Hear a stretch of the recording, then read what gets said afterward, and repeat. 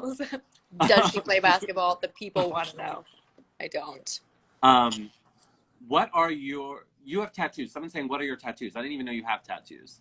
Do you? What? Yeah, I have 11. You have 11 tattoos. Which one's Yeah, your favorite? Which one's your favorite? that's really hard. That's really hard.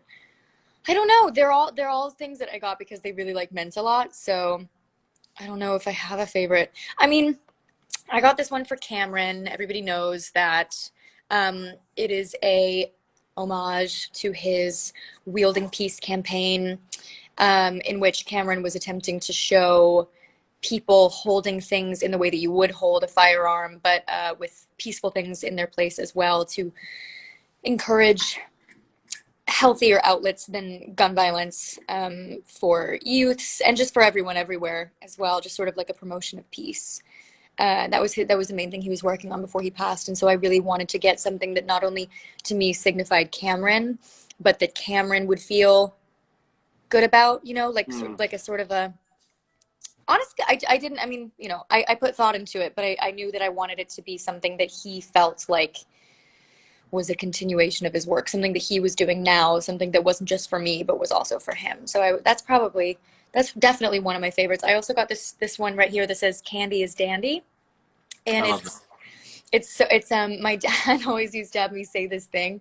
I don't remember who the quote is by, and everybody's gonna be mad at me for that, but I only know it is something my dad used to say, where he would go, "Candy is dandy, but liquor is quicker." And so he'd have me go to like That's different cute. adults that would be really scandalized by that when I was like 3 years old. And I just knew that I'd never had a tattoo for my dad, and he passed so long ago. And I knew that I wanted to,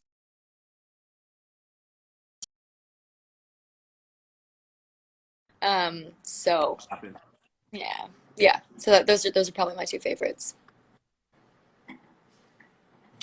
This is a really, I think, a really good question, and a question that a lot of people can relate to.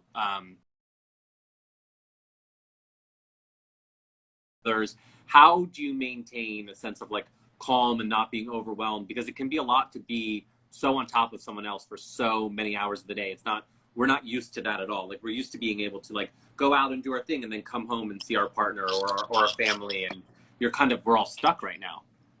Yeah, yeah. I mean, I think that that's something that it's something that none of us really have any experience navigating. Like I don't know anybody who I could call and be like, how did you do that? Right? It's something that we're all attempting to learn how to do. And there is a sort of a sense of a new normal, I feel like, with that. But I think as long as you are patient with yourself, and patient with whoever you're living with, there's going to be discord. There just is. Like that, like you said, humans aren't meant to be doing this, and even if we were, we're not used to doing this now. So I would say that as long as there's patience and grace on both sides.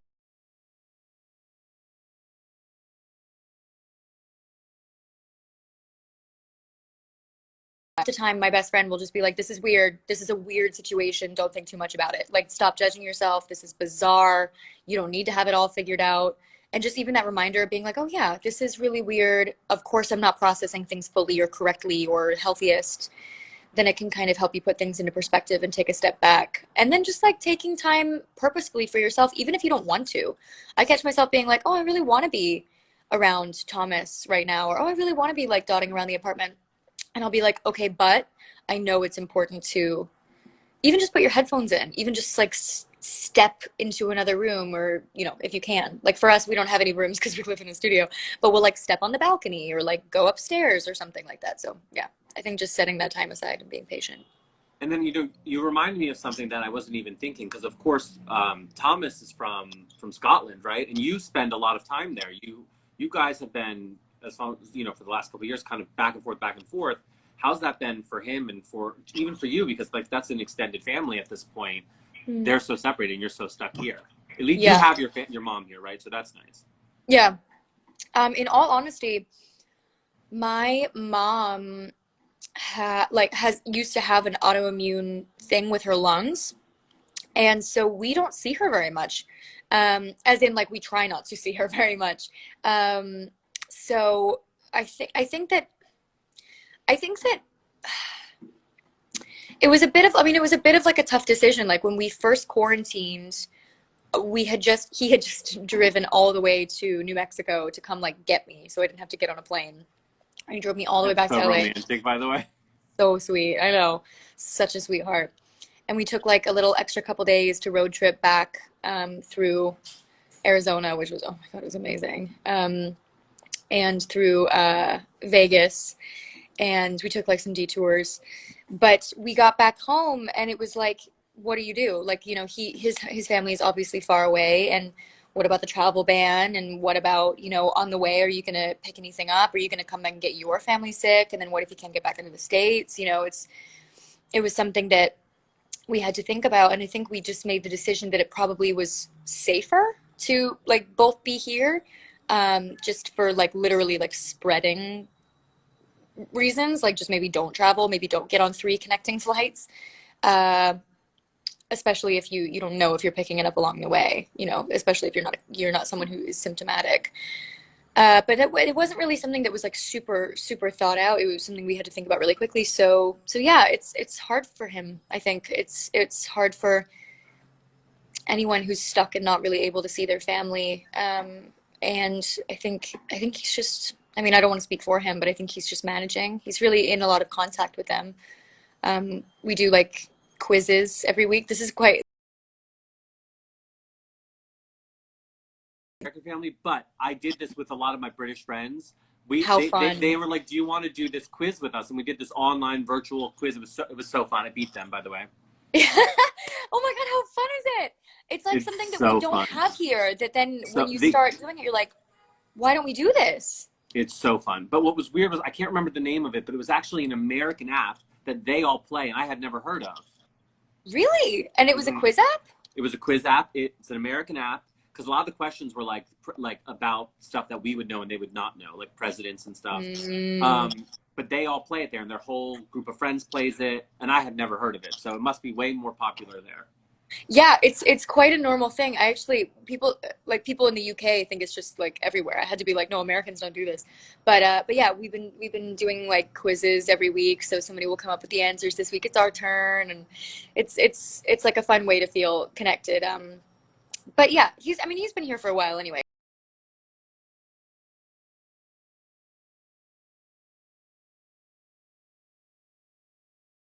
I've seen a lot of repeat questions. So one, what is your favorite movie? Oh, Pan's Labyrinth or The Elephant Man or Down with Love with Ewan McGregor and Renee Zellweger. Mm, Classic. Look it up. yeah. Favorite song of the moment. What are you listening to on repeat right now? Oh, that's really hard. I feel like Working for the Weekend. Who's that by? Everybody's working for the weekend. I've been I could downloading all just hear these you like. sing all day. Ooh, Oh, ooh, stop. got No, stop. chills. No, but I downloaded a bunch of old songs, so it's nothing current. And this is one I saw a lot of. What is your favorite song to sing? That's really.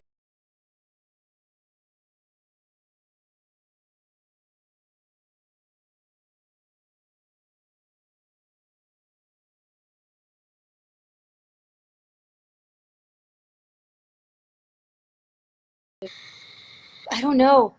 Maybe like the night, like Oh, oh! or like or I can't think of anything. I don't know. I mean, I love all of her songs. It's like anything else. Like if something seems like hard to sing, it's like more fun to sing for a singer. So I just picked the I hardest one. love No Tears Left to Cry. I Class. love that. And God is a Woman. Oh yeah, good I one. love that one. I just feel like it's so. Bang Bang by Nicki Oh, Minaj and Ari and oh my Jessie J. What a good song. That one's a classic. That one will live on. that's a banger. That's That's a amazing. banger. What are That oh, might be my favorite. sorry, I know this is going on and on, but this just No. I want to know this. What are some of your favorite like British, Scottish terms, slangs you've picked up? Because I have so many. Oh, Because I good spend a one. lot of time there too. Good one. Well, when I first heard Thomas say "we," I was like, "What?" Because in America, I say that every 3 seconds, but now I say it all the time, and I can't hear it. Like just a wee bit of coffee, a wee bit of that. Go over there, pop for a wee shop or something like that. I think that's pretty like in there. Class. When you say like class, it means like something's great. It's like, oh yeah, that's Yeah, that's class. class. Um, it's hard because if you just say them all the time, you can't like think of them. Why? What do you say? I love, well, obviously Ting. That I picked that up there. I mean, it's originally Jamaican, but it's really British. You know, it's become British street slang, and Street I use slang. that ever. Like he's a Ting, she's a Ting. You know, so Oh obviously, yeah, tidy. If someone's good, like, oh yeah, she's tidy. You look tidy. or Peng. Peng. Peng is quite a Um, London thing, isn't it? yeah, yeah. Yeah. I'm trying to think some other ones. I mean, like Thomas just. just very quietly in the background went, Peng. Hi, Thomas. Can you hear us? I Hi. love him. Peng. And I Toti. love calling people like Toti. I. Oh, what Do you know one? Toti? No, what's that one? Toti means like little. Like, oh, she's a Toti thing. She's I think it's the Toti. Scottish one. I've never heard That that. might be Scottish. That sounds Scottish. That sounds very Scottish. You're like, that's not real. And I address people like babe. Hey, babe. Babes. Which was so weird for me before I had British friends, and now I call everyone babe. But I call like. When I So. first met Thomas and he first came to the set in Vancouver, he was calling everybody babes. And all the girls were like, what? And you're probably like, excuse me? Yeah, we were like, we don't know you. And we didn't realize it was like so normal. It's so funny now thinking So, back. yeah, same thing. When people used to be like, hey, babe, I'm like, I don't know you like that. I don't know you like that actually. Yeah. Are you flirting with me or what's happening? Am I liking it? Anyway, Dove, thank you so much for being a part of this. Yeah, Guys, thank you so much. you're going to be able to watch this for 24 hours. Dove's going to put it on her live story thing. I'm going to put it on our live story thing. Thank you for tuning in. Thank you for supporting, local restaurants. I can't wait till we can like have a meal together at one. Yes, miss I know. You. Thank you so much, Dove. I love you. Thank you so much for having me. Mwah. I'll dream. see you soon in person, hopefully. Love you. Love you. I think you have to end, or do I have to end it? Oh, yeah.